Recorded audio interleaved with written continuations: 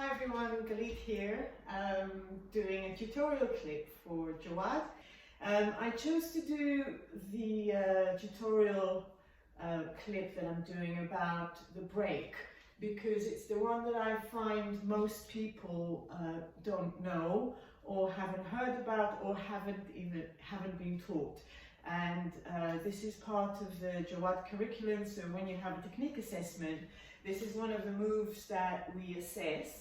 And often as an assessor, I find that this is the one move people haven't really learned. They've seen it, but they've never actually learned how to do it. So here it is, the break.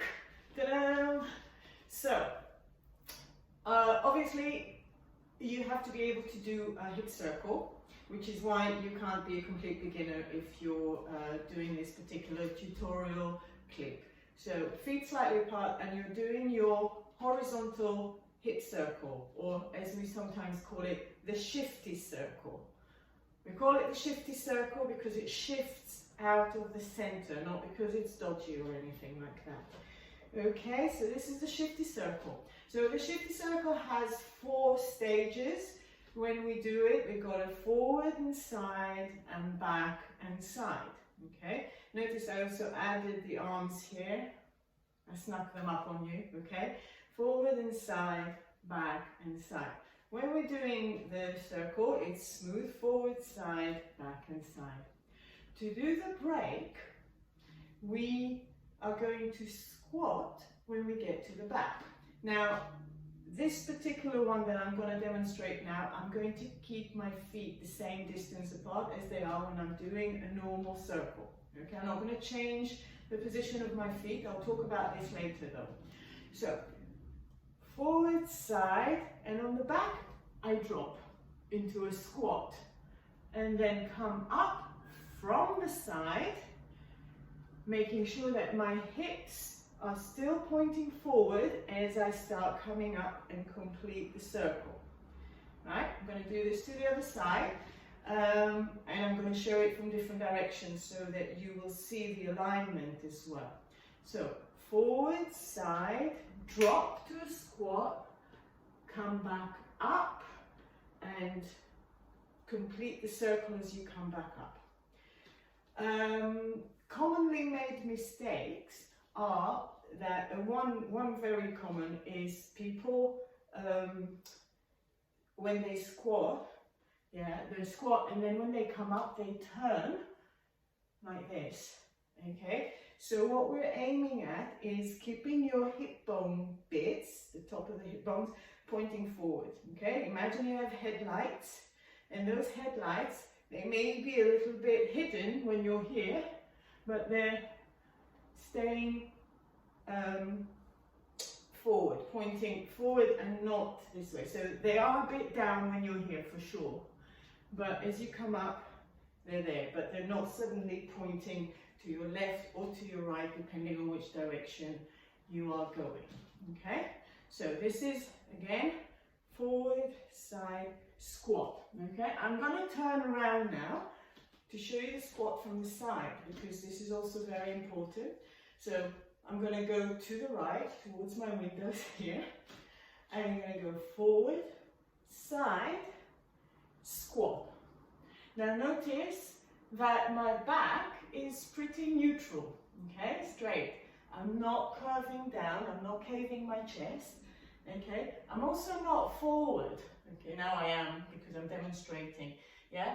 I remain in the same, my center of gravity doesn't change, okay?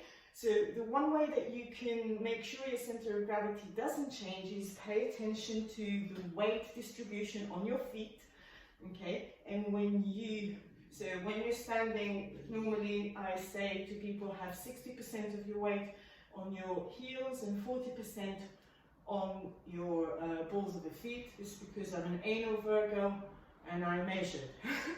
But it can be approximate. What we mean is no more weight on the balls of the feet. If you have any more weight anywhere, should be on the heels a little bit, okay? And when we go forward, notice the weight on your feet. Make sure it stays equal between the balls of the feet and the heels, or slightly more on the heels. even though you're forward. When you squat, make sure again that nothing's changed in the distribution of the weight on your feet, okay? And then coming back up. Your weight will shift from side to side on your feet, but it's the forward and back, especially for the squat. Another thing, obviously we bend our knees. You don't have to go very low. It depends on the strength of your legs, the strength of your muscles, your flexibility, how low can you go, okay? So I'll do one where I'm not going very low, and you'll see that it's just as effective. So I'm going to go forward, side, drop, break, yeah, and side. We don't pause for this long. So it'll be 1, 2, 3, 4, 5, 6, 7, 8. Okay? So with the counting, forward 1, 2, side 3, 4, drop 5, come up 6 and 7 and 8. Other side, forward 2, side 4, drop 5, up 6 and 7 and 8. Okay? Right. This is effective if you want to be really dramatic. You could be doing like a few circles, just normal, and then on the third one you suddenly want to go and 1, and then we squat here, come up. I usually drag my foot back in to complete with circles. So for example, an exercise of that could be 1 and 2 and 3 and 4 and 5 and 6 and 7 and 8, for example. Other side, 1 and 2 and 3 and 4 and 5 and 6 and 7 and 8. So you can rewind and do this as many times as you wish with the foot and without. And we're coming to the second part of the tutorial.